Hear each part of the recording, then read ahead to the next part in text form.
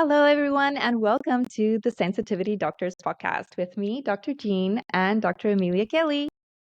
Hello, I'm Dr. Kelley, and we are so excited to have you here today to talk to our fabulous guest, Gina Cavalier, about surviving suicidal ideation, how to support others who are experiencing the same, and unpacking this very complex topic.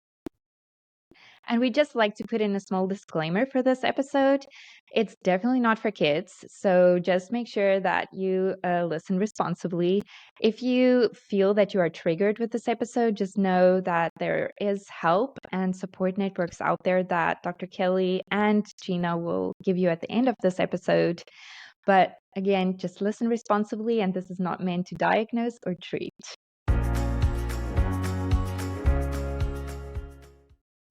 So I am ecstatic to have our guest and my co-author on our forthcoming book this spring, Gina Cavalier. She's a mental health advocate, author, filmmaker, artist, speaker, spiritual teacher, and host of the Liberated Healer podcast, where both of us met her, actually. She has secured 2 publishing deals with her first book, co-authored with myself. She is also the illustrator of this book. I cannot wait for you to see her gorgeous illustrations. Surviving Suicidal Ideation, From Therapy to Spirituality and the Lived Experience, coming out in June 2024. The second book in which she is an author and illustrator is titled Healing Suicidal Ideation, A Handbook for the Living, Volume 1. Cavalier is building a mega wellness brand with a base passion for assisting with the worldwide suicide epidemic with positive content, and a website, a mobile app, a documentary, a nonprofit providing support in suicidal ideation. Cavalier is a media veteran from the entertainment industry. She has been on so many cool projects: Harry Potter, Fantastic Beasts, Wonka, Constantine, and more. Cavalier Speak, where she founded and co-chaired a business group and produced insightful events to sold-out crowds of more than 600 people. She is just fabulous and a wealth of information, but a wealth of heart and spirit. So we are so grateful to have you here today, Gina. Oh gosh. Woo! God, it sounds good. Gosh, what a blessing to be with 2 people that I met on my podcast. And it just shows how the world can just kind of collectively get together and just bring amazing people on the same journey together. So I'm excited that you guys came together to do the sensitivity doctors. We need it so much. And yeah, I'm glad to be here. You were the ultimate connector here, so we can thank you for all of us sitting here, truly, which is, it's such an honor. So, but today, as we were saying, we are talking about suicidal ideation. So we wanted to ask you if we could start by exploring a little deeper into this, because there's so many definitions, certain symptoms, and things that really are not easy to understand. And we want to see if we can unpack this a bit to create a foundation for the rest of our conversation. Sure. So, well, this is such a big topic, but some of the symptoms that I always go back to, the first thing is that there's a huge sense of disconnection. It first usually maybe starts with a trauma or a story you're telling yourself, but as that trauma builds inside yourself, and it's almost like a layered cake, you just layer one problem on top of the other, one issue on top of the other, and add any adjective you want: worthlessness, feeling unloved, feeling outside of this circle, feeling like you don't connect with anybody. It just is a big giant pile of things, and then all of a sudden there's a disconnection, and that disconnection, all of a sudden it feels like you against the world, or you against your spirit, or you're just almost on this field all by yourself. And once that happened to me, I feel like that's where it becomes dangerous. That's when you fluctuate for we listed 5 different phases of suicidal ideation in our book. That's where you fluctuate between 1 and 5, and 5 is dangerous. 5 is when you're going into action, or making a plan. And so when you feel that disconnection, that's when I would say go and really start making a plan for yourself. I mean, that is definitely the time to actually, go get the therapy or list out a plan and activate people in your family and things like that. I just want to clarify as something that I'm wondering about. What you're saying is then ideally suicidal ideation is not, you said you get to level 5. You're not there yet, right? It's the process of getting there. So you're thinking about it. It's the idea that's forming in your mind. You're visualizing it. And this is what we mean when we talk about suicidal ideation. Correct. Okay. And everybody has a different reason, a different trauma, a different situation, but I feel like it really does kind of all align almost the same with a lot of people. It's that same process, that all of a sudden that disconnection. And once you do that, and you're disconnected from your loved ones, you have talked yourself into that this is better for everyone, that you're actually helping them by not having to you be in a burden anymore. That disconnection is, that to me, that middle ground that's the most dangerous. And the question I wanted to ask, just to clarify, it's not that someone should wait until stage 5 Correct. to be putting these things into action. But if you have not done so yet, Yes. by stage 5, it is crucial and critical that a safety plan, therapy, reaching out, letting someone know, someone that you feel safe with, that you're experiencing these thoughts and disconnects, that it's crucial. Am I Yes. understanding that? Absolutely. For a minute, I just like to go back away from the person who's suicidal, if that's okay, because I'm a little fired up right now, because and I have to go with energy, because what I'm feeling a little overwhelmed or underwhelmed by a response from people who are so afraid to even you know reach out to people that they love and just ask them if they're okay. I want to see why that is. And I've noticed it a lot lately, kind of doing this work on this book. Why are people so afraid? And I'll give you an example. Everybody knows I'm writing this book, and I have like 8,000 subscribers. Most of them friends and family, I've known for 25 years. I'm on Facebook all the time, and I've had a handful of people reach out to me and say, "Gosh, I'm really sorry, I didn't know." And that's wonderful. Thank you so much. Just this little thing.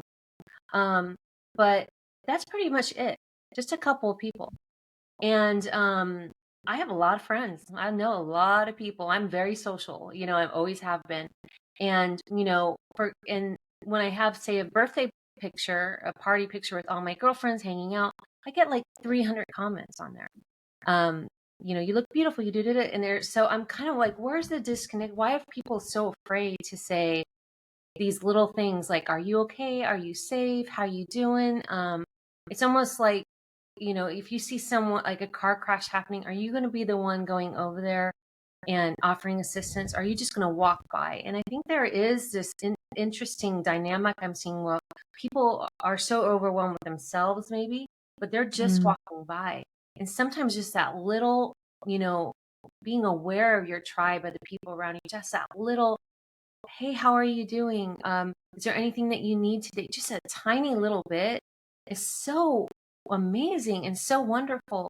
And I'm wondering where we lost that. I really feel like we've lost that. And that's a conversation I'd love to bring back to the people that are just kind of out there. And I don't know, maybe you guys can add to that. Why people feel like they can't offer assistance or, be available, or feel like they're afraid to get involved, things like that. I'm just curious about that. I think maybe from my perspective, I feel like I've experienced the same.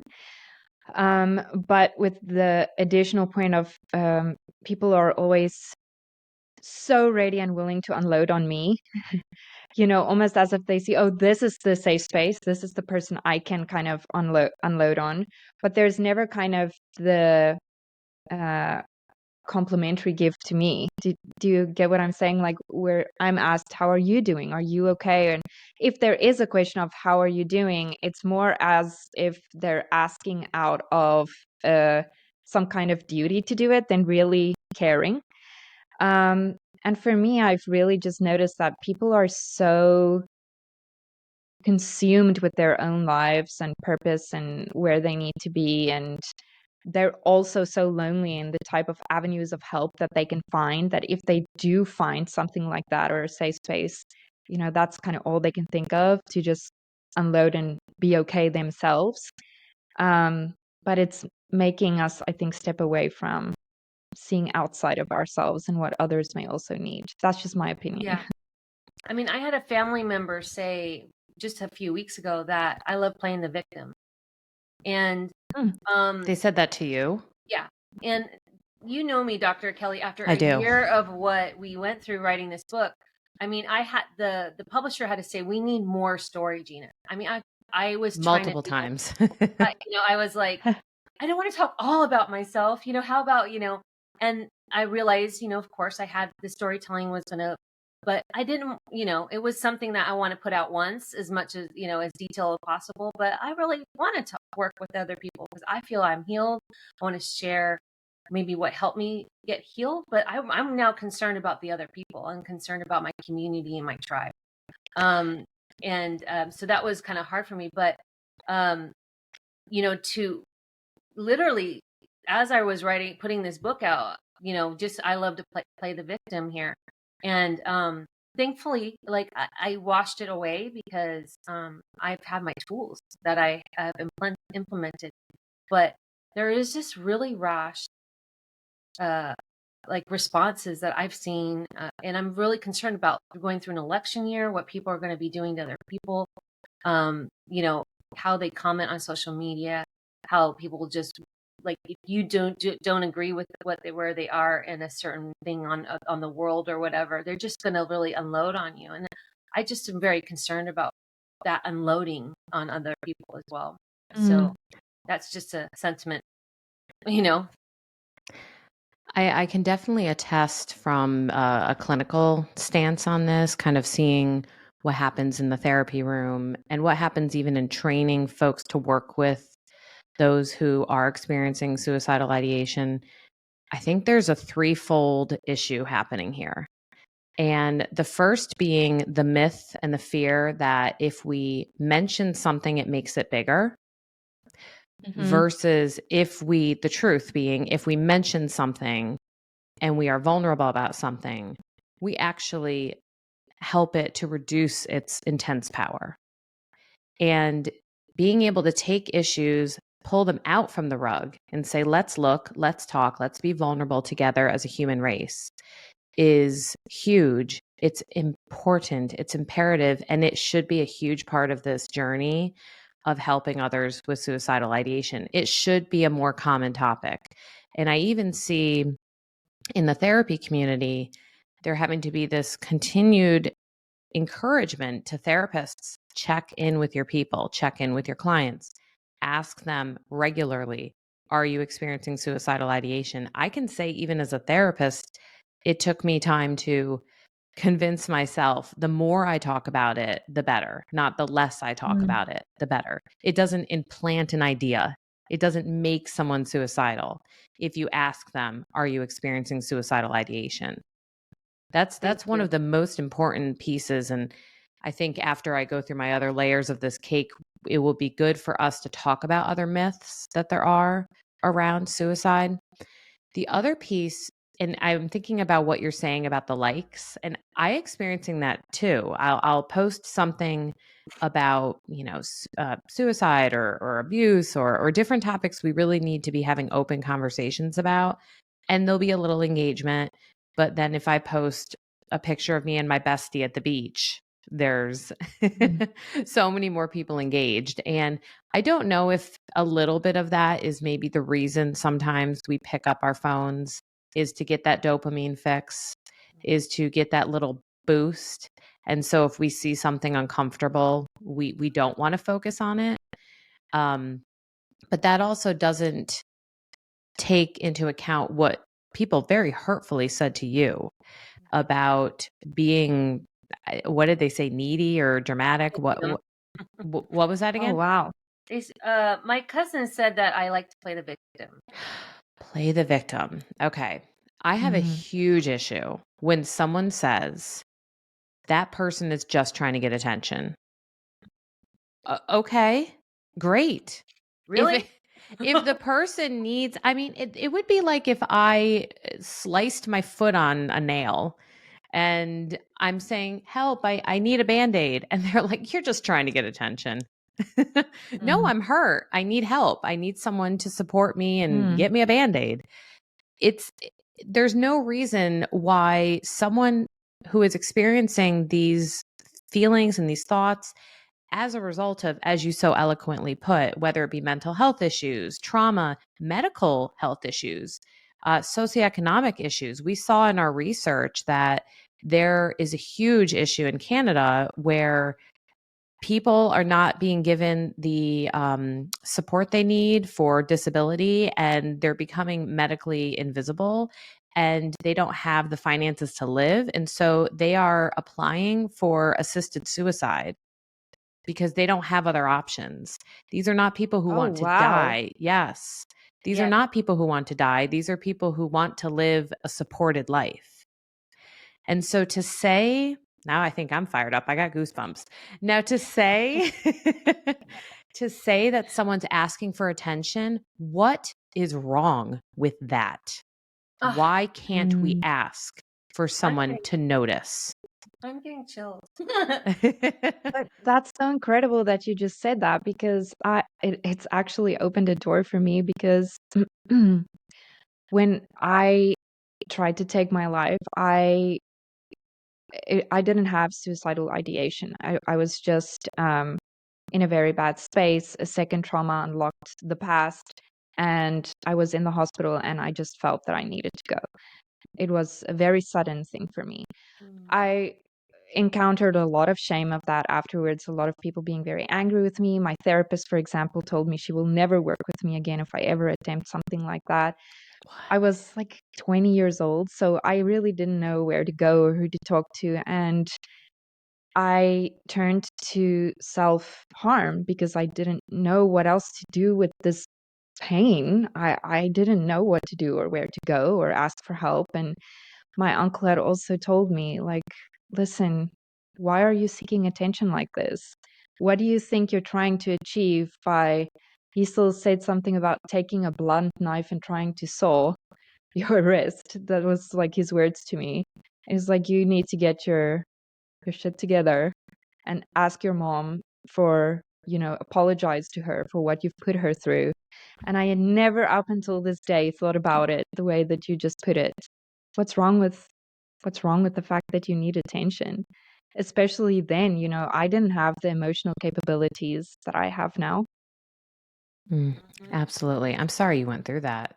I'm learning so It's much about okay. your story and our work together. So I appreciate that you are willing to share that with our listeners, because it should be more of an open conversation, and being able to be vulnerable like that, I hope makes someone else feel like, okay, it's okay for me to talk about this stuff too. So thank you, Jeanne, both of you, honestly. Thanks. And I like the fact that you're both doctors. Hello. I mean, um, education was not something in my path because I've been on my own since I was 14 and I had to work and survive. And I loved school. I wanted to go to college so bad, but I didn't have finances at the time. I had to, and so, and I have this kind of bubbly personality, and then going into work, people would just automatically assume I was dingy or dumb or, oh, Gina could be a salesperson. She's an account executive, and um, always kind of bringing me down intellectually. And um, for a long time, I took that as my place in life. And then finally I said, no, I really want to be considered, what I love learning. And this whole journey of getting a publishing deal, I mean, yeah, it's always a great thing to have someone validate that your work is good enough to stand out enough to do that. But to me, it's a goal, like a whole life changing goal to be, to be a published author, to have that recognition that my words mean something. And yes, I'm not perfect in grammar, and I'm not, my delivery isn't this and that, but we're not meant to be perfect. And that's why we have people that are editors that are great at that. So taking that pressure off being 100% everything good all the time is important for us to know that we don't have to put all that pressure on ourselves.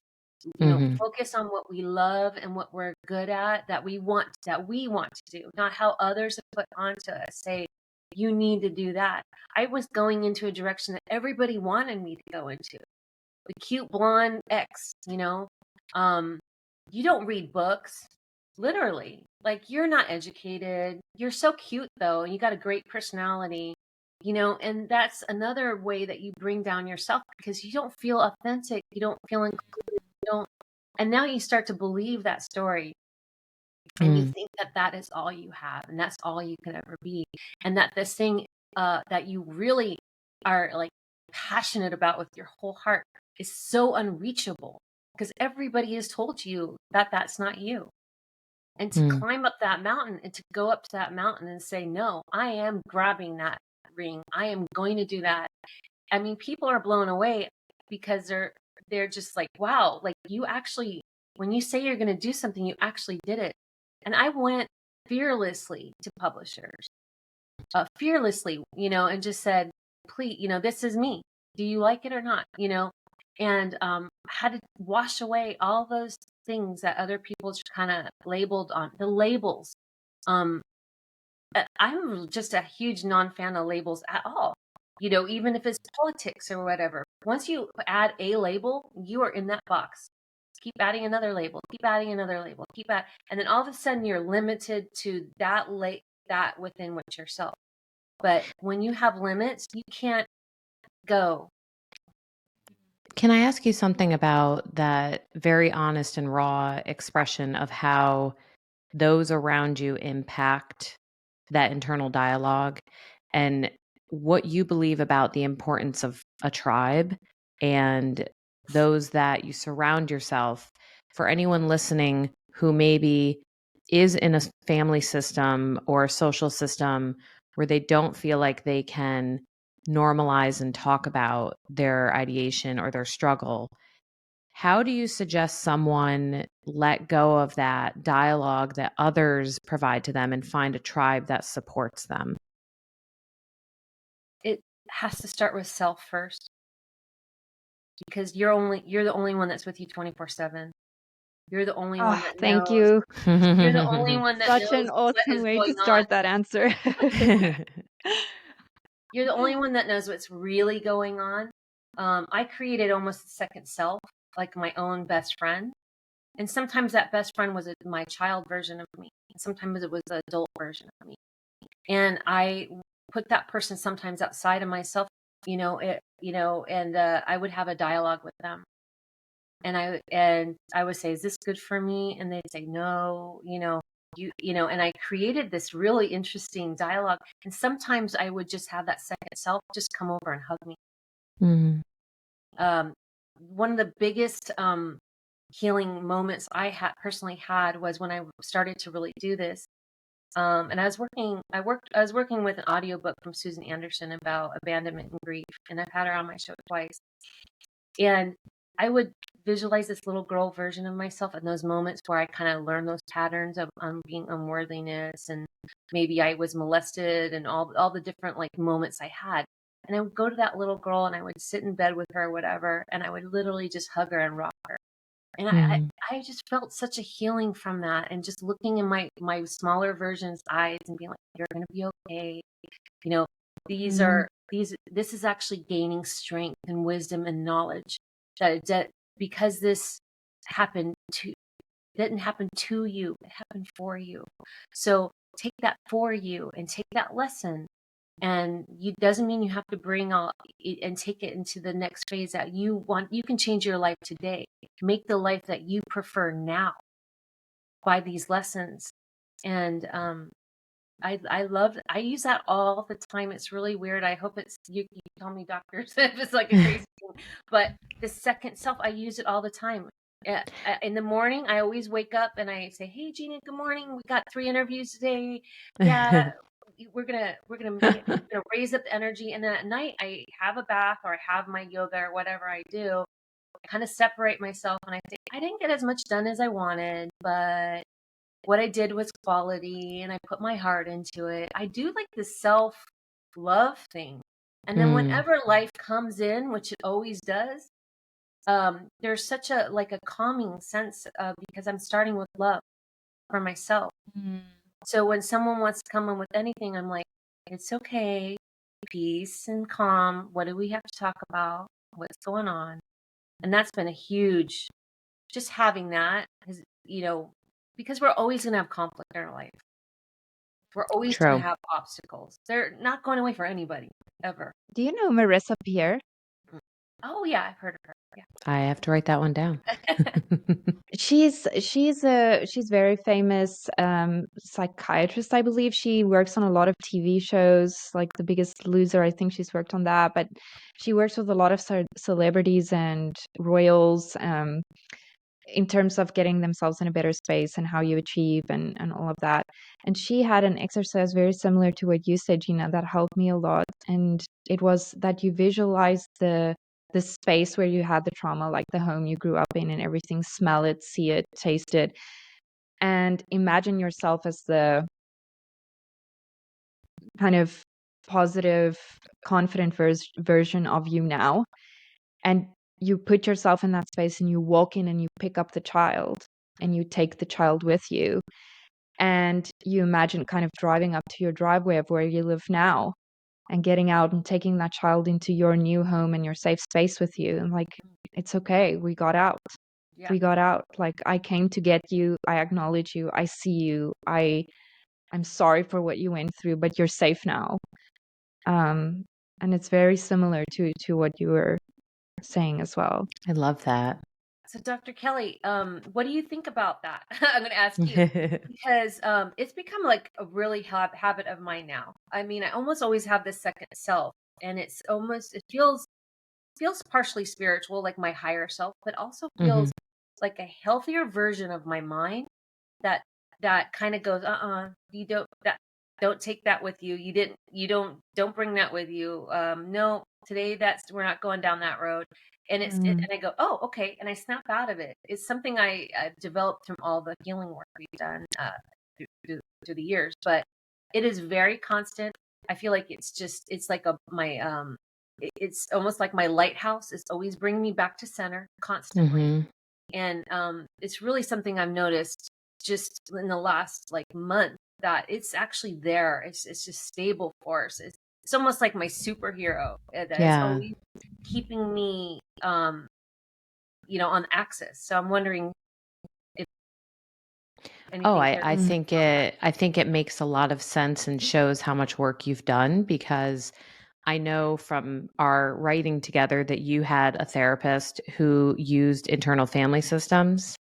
And this feels and sounds a lot like parts work, where based on Richard Schwartz's work, where you see that we are a conglomerate of parts that make up a whole system, that we are not just one unified self, and that within that, we've got this self energy that I love. Tom Holmes and his parts workbook had spoken about it as like a living room where all the parts come in to discuss and figure out how we want to approach different things in life. So it sounds to me like you're doing a really fantastic job at connecting with your self energy. A lot of people don't know how to connect with the self energy, mindfulness, or meditation. And then at that point where they feel the most relaxed, the most self compassionate, and the most connected to their body, that's where the self exists. That's where the self lives. And so when you are in the throes of suicidal ideation, despair, suffering for whatever reason, it is really difficult to find that part and connect with that part. And that's why, whether it be picking up our book, which we do have plenty of exercises where we guide them through meditations and journal prompts and psychoeducation on this, or finding a therapist who is versed in parts work, or it doesn't have to just be parts work. There are flavors of parts work that come from Buddhism, for instance, or, other different spiritual practices. So if you're not wanting to go find a therapist, you might find a spiritual leader or teacher, or even a podcast, or someone that you're interested in, a community. it makes a lot of sense, because what happens when we over personify our struggles, it is very dangerous and harmful. Instead of I am trauma, I am broken, I am depressed, I am anxious, I am the big AM suicidal, it is I am experiencing, I am witnessing, I am having, not I am. So what you're doing is really powerful. And the way you're using it too reminds me of Kristen Neff's self-compassion work and speaking to yourself like a friend. Because when you are calling yourself a burden, not you, but someone, who is in the throes of suicidal ideation right now, if you are calling yourself a burden, that is most likely not a way you would speak to someone else. And so removing yourself from this enmeshed self and sitting with, whether it be the child or the self energy, however you visualize it. I have clients who have actually, I would love to have Bloom, my shamanic teacher, on here sometime. She's amazing. And she does these visualizations. And my self energy, this sounds really odd, is like this older Native American man. I see him sometimes in my guided meditations, and I don't know what that's about. Maybe we can unpack that sometime.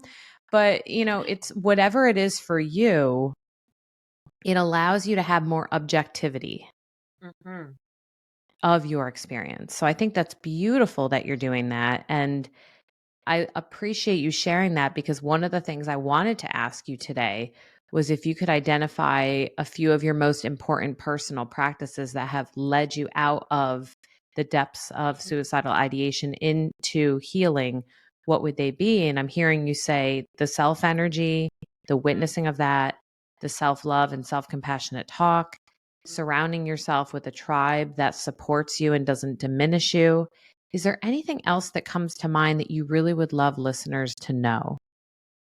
Well, if you start this work, and it is work and it takes practice, and it's not going to be an overnight thing. You have to do full commitment to yourself, 100%. It might be everybody has a different path, but no matter what, just even making that commitment to yourself, that's already the first step. So it doesn't matter how long it takes. And that there's so many things that were meant for you that had happened. That you're going to find little golden nuggets, even in the worst things that had to happen. You're going to find these golden nuggets of healing and love and compassion for maybe even the other people that kind of stepped on you or hurt you. And when you start to lighten the load and move into love and compassion at that level, it is sort of it does feel, and it's a little by little, but you get to a point where it almost feel like you're floating. Because the heaviness just falls away, because like energy collects like energy, so if you're swirling around in the muck, everything around you is going to feel like muck. So as soon as you're starting to lighten up that pathway, the dark just can't even hold on anymore. The clouds just start to go away. And for me, I wanted to have a life purpose, and I believe a lot of people do too. They were like, how am I going to leave this world? I came here for a reason, and I have a life purpose. And for me, I was already in my 50s, and I'm just starting to get healed. And a lot of people, in my area, they consider that you're halfway dead or something. And I'm like, oh shit, I better get to my life purpose pretty soon here. Um, but we have that thing, we want to leave something behind that we're connected to. And sometimes I feel like that's where people fall into desperation, into alcoholism or drug abuse, because they feel like they're never going to get there. Oh, why even bother? It's almost like a video game. Oh, just turn it off, hit game over. But it doesn't matter how old you are, or start right now, today. And I've seen people that have started acting in their 70s and and won awards. I mean, if that was your passion, go for it. Doesn't matter. There is no end. But the life purpose thing was where I had my final huge healing. And it was all hidden in my healing. That, I did not know I would become a spiritual teacher. I did not know that I would be sharing this with the world, that my pain was actually going to be my life purpose. Who would have thought that at that time? Yes. It's like Who the would have thought ultimate that? integration of a trauma. I mean, just creating purpose from that. And now now I'm in service to humanity, and I wake up completely purposeful. That changes my perspective on a daily basis. I got a purpose. I have people to help, period. Mhm. It's not surrounded by money, which one day I hope it will be a little bit to keep me going. But just keeping that the high vibration, roll out as much positive energy content I can. Don't contribute in negative conversations online. And it's hard because you'll see all this dichotomy and pain, and you want to just say, oh, I can't believe you're doing that. I can't believe that you said that.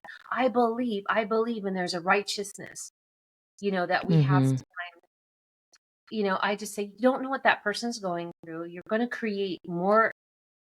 Just, do you want to do that? And most often I say no. Oh, no, I don't have to comment on that. And I move on.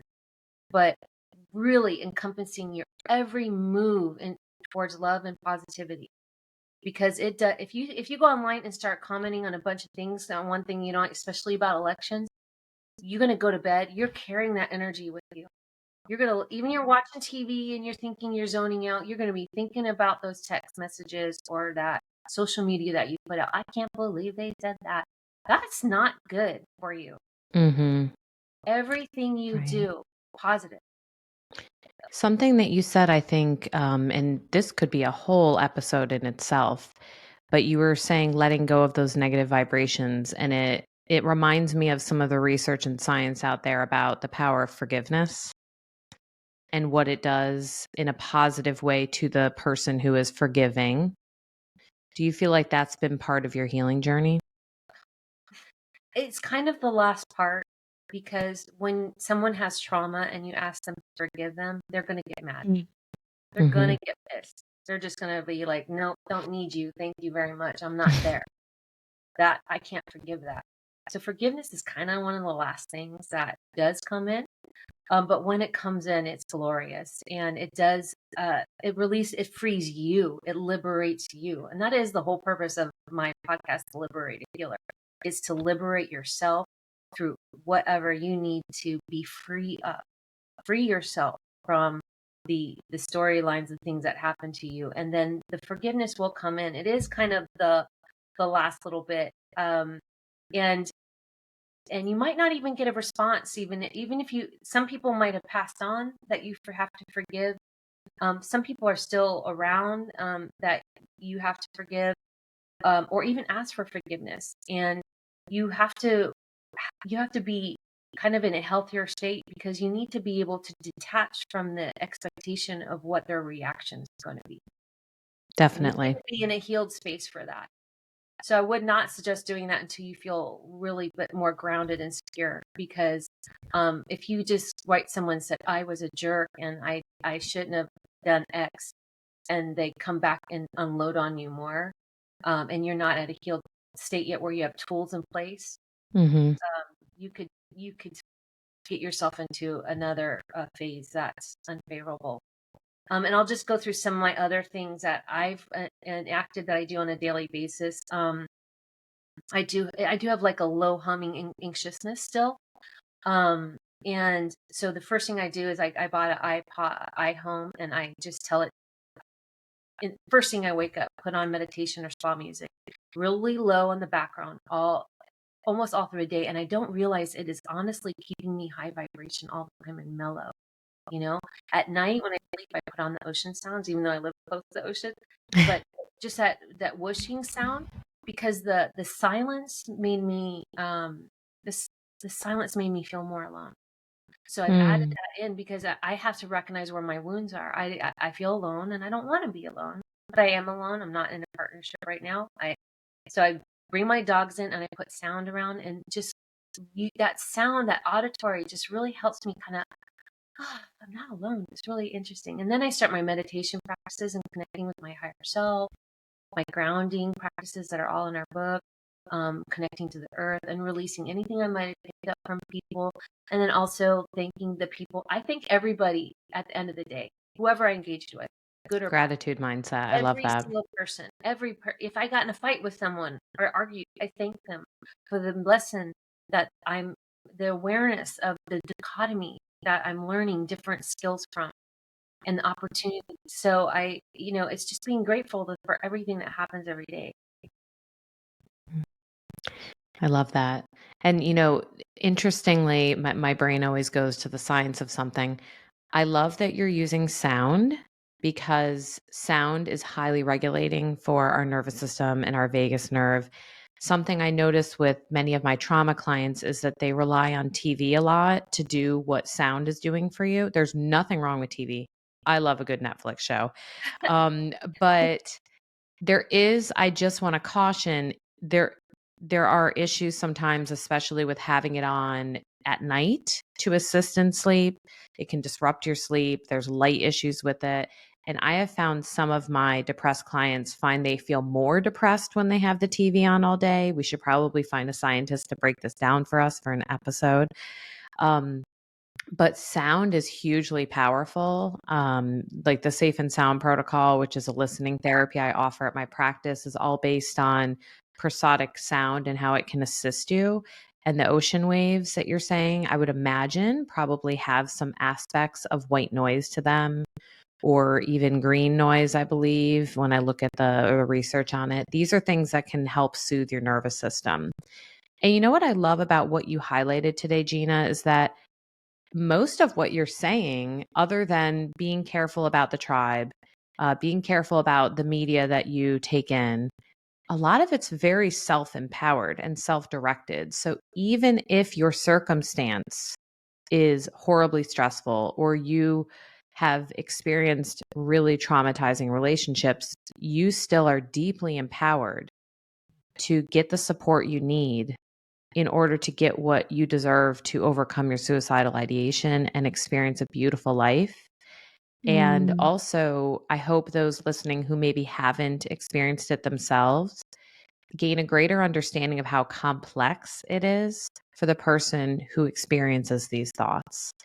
And so I wanted to ask you, gosh, I feel like we could talk about this for a whole nother episode, and maybe we will.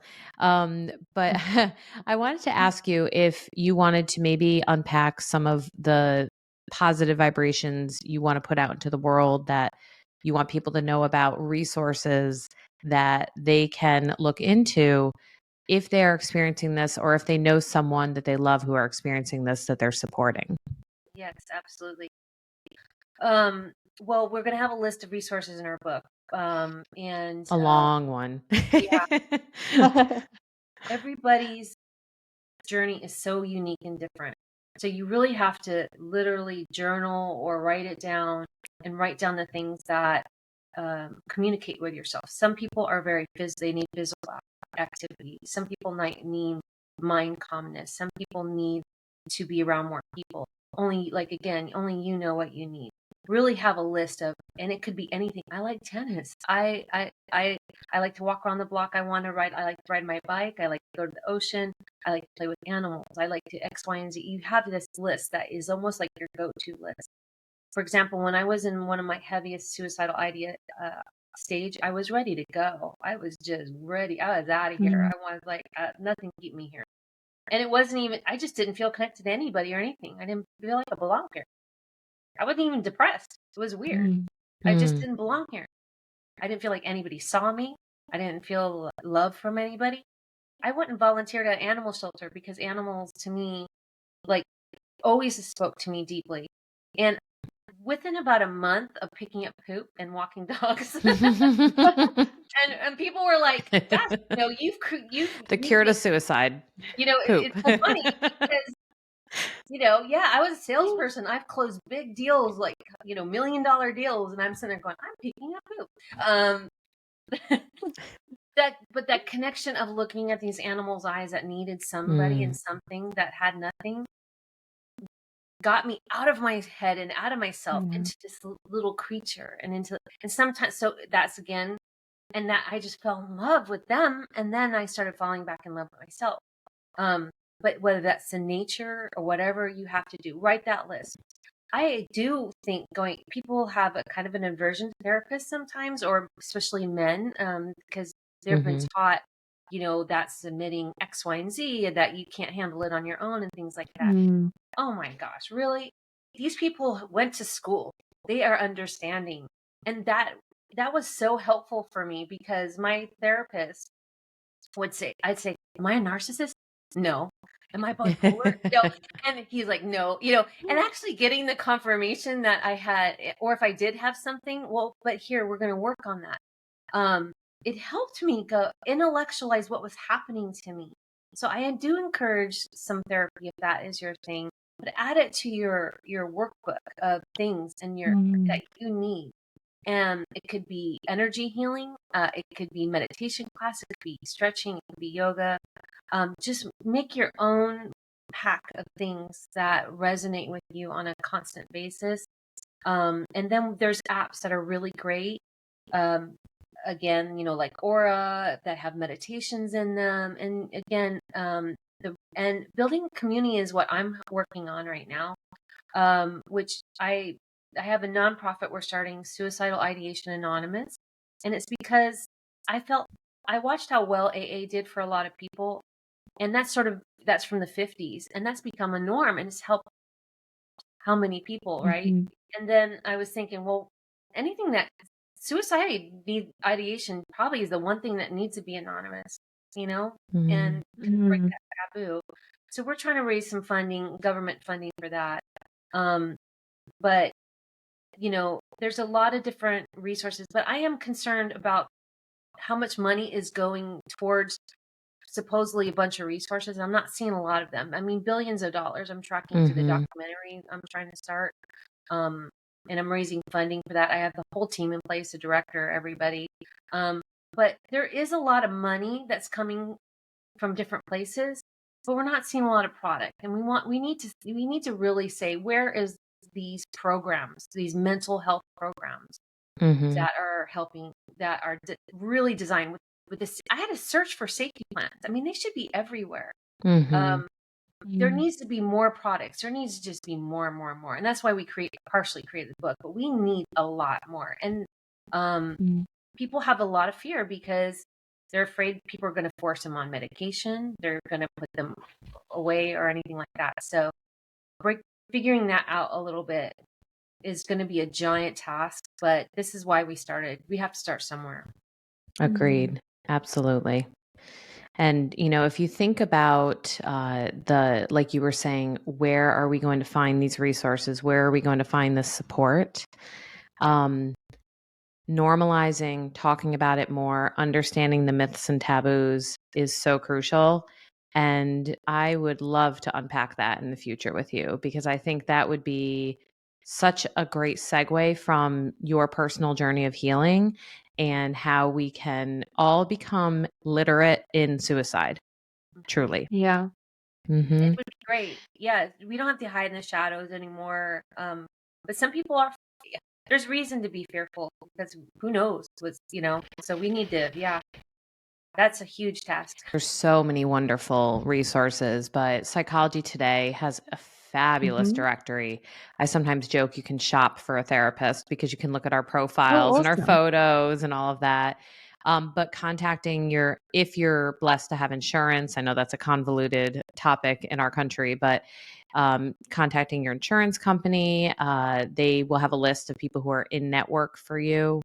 And you can also contact many of the resources that we're going to be sharing. You're going to have partnered therapists who are part of this and who are geared towards this topic. And, I kind of want to impart this one last thought about therapy.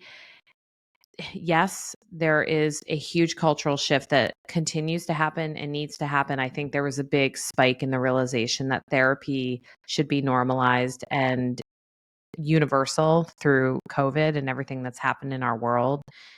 But I was speaking to someone, I won't say who it was, the other day about a struggle that they're having. This was not a client.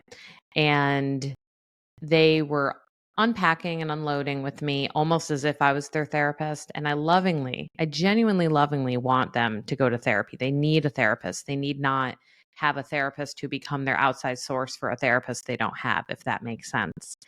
And so I said to them, I've said this before, I'm going to go back to it, but everyone deserves therapy.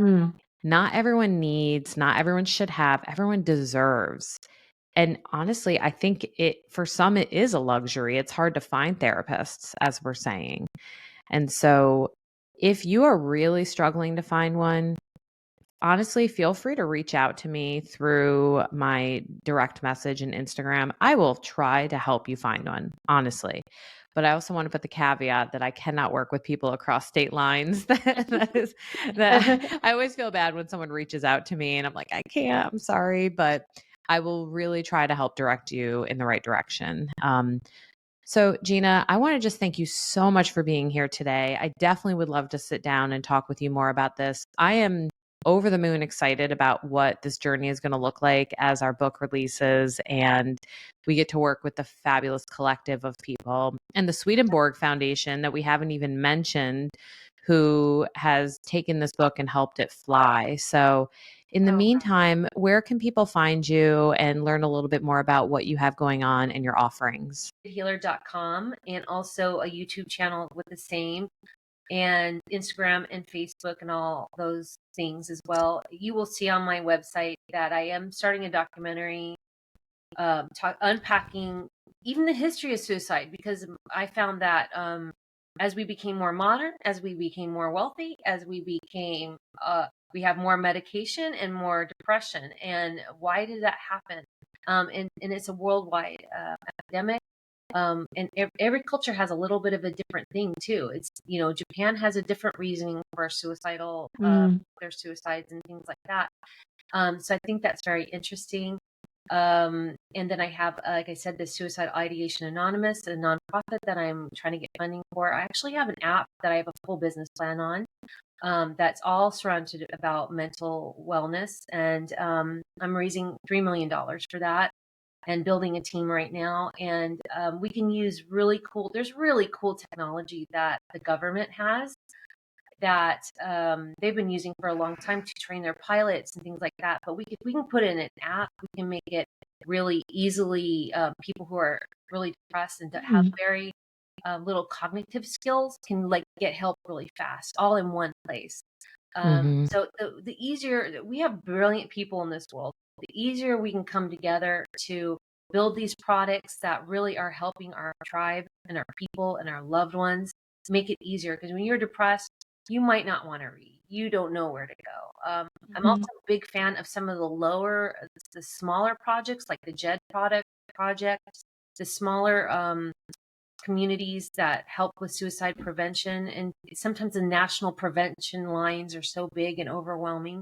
And there's ones in every county or every city that you can look into, little smaller community-based, places that you can go to. And I believe in local is just the way to go. Really staying local. Sometimes when you try to do these national hotlines, it's overwhelming. Go into your community. There's little things if you need help and support there. But theliberatedhealer.com, leave me a message, Jeanne at theliberatedhealer.com. I will get back to you as soon as I can. And yeah, there you go. Well, thank you so much for coming today, Gina. And I really hope to sit down with you again and unpack this very complex topic more. And to our listeners, thank you for listening. And if at any point you need any help, please go ahead and go to the resources that we've shared in the links on this episode. And have a good one, everyone. Bye. Bye. Make sure to get your copy of Surviving Suicidal Ideation from Therapy, Spirituality, and the Lived Experience, written by our own Dr. Amelia Kelley and Gina Cavalier, our beautiful guest today. It's available for pre-order right now, or you can wait until it publishes on 26 June. It's available on Amazon and everywhere where you find your books.